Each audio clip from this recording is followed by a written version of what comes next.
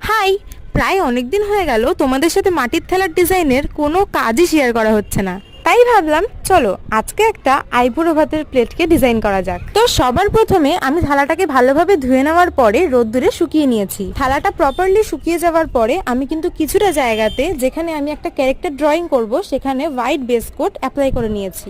তো as usual তোমরা দেখতেই পাচ্ছ যে আমি হোয়াইট বেসটার ওপরে একটা রাফ স্কেচ করে নিয়েছি, আর সেই স্কেচটার ওপরে আমি কিন্তু রং করা শুরু করে দিয়েছি।